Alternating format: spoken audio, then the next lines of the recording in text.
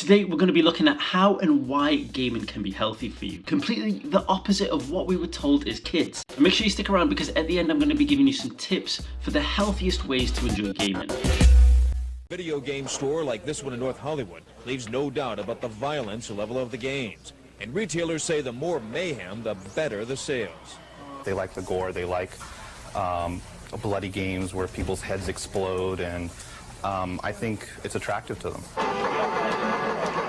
The really popular video games are linear, repetitive, really violent.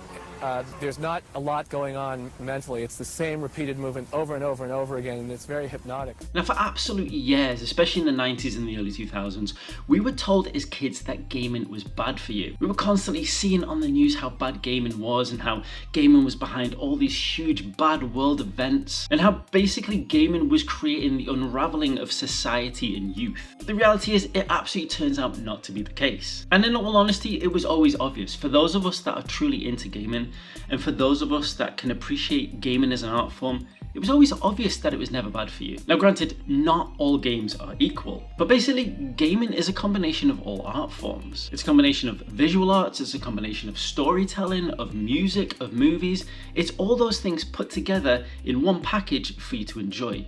So how can the sum of the parts be less? If you ask me, it can't, and it's the natural evolution of art. But that's a huge rabbit hole of a topic and something I've been toying around with making a video about for a couple of years now. So we'll leave that for another episode. But just like all other art forms, video games, just like visual arts, books, movies, music, you have some that are great and some that are not great. I'm not here to say that every single video game is good for you and every single video game is a perfect example of the art form.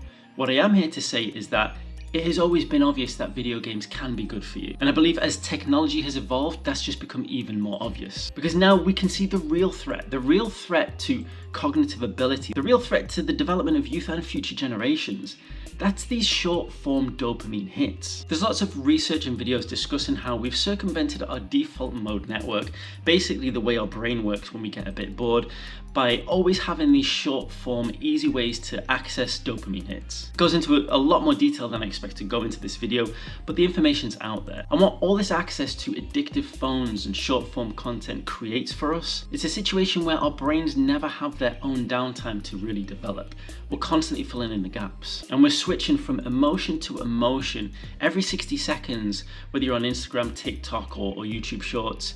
Now don't get me wrong, I do enjoy that form of content, but it has to be in moderation.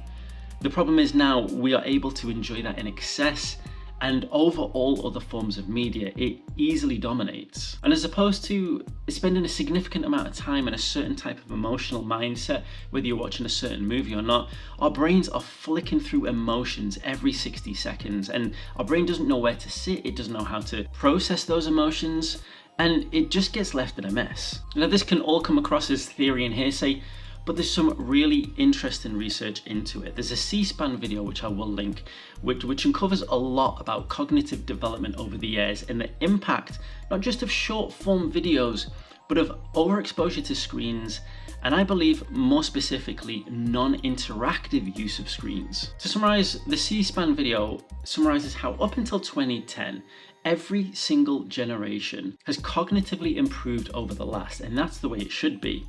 But at 2010, something happened, and for the first time ever, cognitive development dropped in Gen Z. There's a lot of research on looking at the National Assessment of Educational Progress. It clearly indicates that overexposure to screens, and like I say, I believe non-interactive use of screens, is behind this. This all while at the same time we hear contrasting new findings that playing games like Mario is good for cognitive development. Playing games like Mario can induce structural brain plasticity. In other words, it provides positive grey matter changes, which is another way of saying it helps your brain grow. And the difference is, as opposed to just staring at your screen, just looking at it and letting it control your brain, even in a learning format as well. When we're watching these learning videos, we get a lot of information from them, but we just stare at the screen.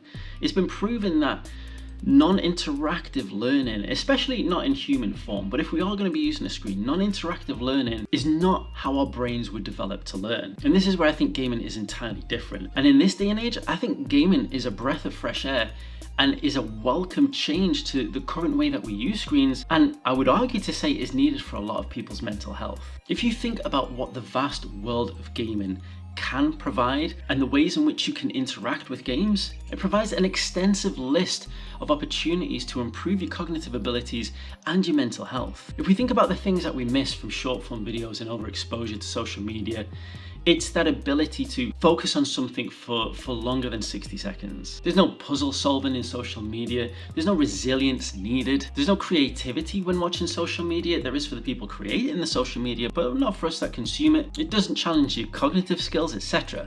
But when you look at gaming, it actually can achieve, and most games in some respects tick off some of this list. Just simply starting with the commitment to complete a video game. A lot of video games these days are over 10 hours, most of them over 20 hours and some of them up to 100. Committing to something like that is a big undertaking. And it's something that is quite rare in entertainment anyway. If you're watching a movie, you're just watching it for an hour and a half, maybe 3 hours if you're pushing it for a longer movie. Social media doesn't give you anything like that. But committing to completing a video game is a genuine commitment, and it is a genuine undertaking. As a gamer myself, I can vouch there's plenty of games I haven't managed to compete because either the challenge was too difficult or the commitment was too much. And talking about the challenge, many games, especially games like Mario, games like Mega Man and other platformers like that, they are a true challenge. They really test your ability and they test your cognitive ability, your hand-eye coordination, your mental timing. The more you play these games, the more you attempt these levels, the more your brain is challenged and grows. And it just naturally helps promote a longer attention span. You're not just giving up straight away, and you're committing to giving your attention to something for more than just 60 seconds. On top of that, there's plenty of puzzle solving involved in video games. There's creativity and management as well if you think of like simulation type games. And it can even transfer quite directly to real world skills as well. There's plenty of examples of professional race drivers now that learned their skills through sim racing. Learning to race through video games have given them a career in real motorsports. And if nothing else, sometimes just being able to sit down with that cup of tea or that cup of coffee, have a nice cozy game and take yourself away from the world, but in a more wholesome way, not just watching what the rest of the world is trying to show off that they're doing, all these influencers that are trying to prove how easy fitness is or how much money they've got. Being able to go into a nice little cozy world and spend some mindfulness with yourself, that's something that only the best forms of art can do. And I put gaming in that category as well. But like everything in life, it's a balance. To make something healthy, it's a balance. Yes, you can have too much gaming. You can be obsessed with it. You can spend too much time in front of your screen gaming, and that's not healthy. It's all about balance. But there's also a couple of other aspects that can make gaming maybe not the healthiest. And I think one of the number one things about that, it's just us being sat down in our posture whilst we're sat down. We're seeing a generation of bent necks now, and I think that's made worse by mobile phones, but there's no doubt that even sitting watching TV or playing video games, it doesn't give us the best posture for our back. The easiest and most obvious way to play a video game is probably just sat down bent over, but it's not the only option, and I like to mix things up a bit. And I'm going to give you 4 ways that I enjoy my gaming which help me stay not mentally healthy, but also physically healthy as well. First of all, instead of just sitting down, you could be stood up. Recently, over the past couple of months, I've transferred from a seated desk to a standing desk. And although the transition at the beginning was a bit tricky, I couldn't go back now. And even when playing my video games, sometimes I'm just stood at my desk, and it's definitely a much more comfortable posture. And when I do need to sit down, it feels like a welcome break. It doesn't feel like I've been sat down all day, I need to get up and walk around a bit. Now sitting down actually feels like a nice relaxing treat. But what I will say is that stood up gaming, you still kind of have that issue of being slightly hunched bent over because you're looking down at your screen, and holding your console up is a bit of a strain on the arms. Another option if you don't want to be seated is sitting down with your legs crossed, or what we call the lotus position. This is the kind of position we all sat down in school whenever we're in assemblies and that. And I think as we get older and we're adults, we don't really sit in that position much anymore. Although it is still a very healthy way to sit. It's a very natural way to sit, and it's the reason why people sit like that often when meditating. Sitting down with your legs crossed can be a really relaxing, nice way to play video games. If you sat down playing on a home console and you sat on the floor, you should have a pretty good posture. If you are playing on a handheld, you might find yourself a little bit crouched, so we have another option. And the next two are the most healthiest postures for playing video games and my two favorites. Now first up, this is a bit of a tricky one and not everyone will be able to get down to this level, but if you sit in a squat position, it has been shown to have so many health benefits, not just stretching your legs and your back, but just overall health benefits for blood flow throughout your body. Sitting down in that squat position is really, really healthy. And when you are sat in that squat position, your posture is naturally upright. You don't find yourself crouching the same way you would do in lotus position. Now, this one can be a tricky one because to do it properly, you need to have your feet flat on the ground and you have to sit down basically right down to your heels. Not everyone has that flexibility. It is something everyone can work on, but it isn't something that you'll naturally have straight away.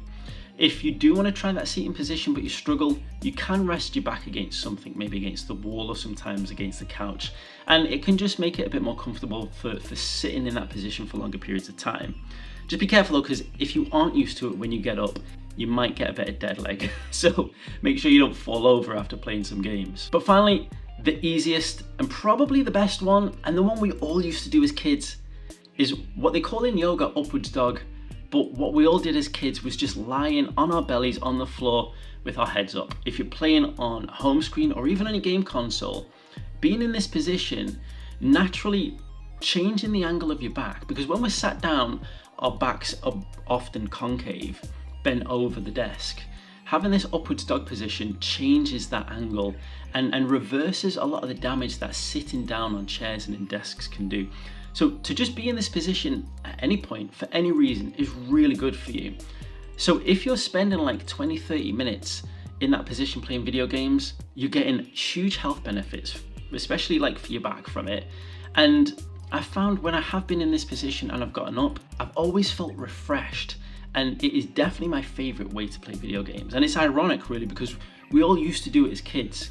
Now, when I started doing it as an adult, you can feel maybe a little bit silly, but once you start to feel those benefits, it really makes a difference. And you know what? If it's going to improve your health, why not? Honestly, I genuinely believe that gaming done in the right way can be amazing for your mental health and even for your physical health as well if you're using correct postures. But I'd love to know what your opinions are of gaming and its impacts on mental health.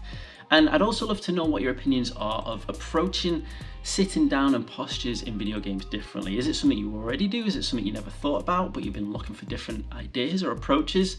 Or do you have some different styles and different postures as well that could benefit us all? And if you want to know what some of my favorite consoles to play while in lotus position or squat or upwards dog, check out this video right here.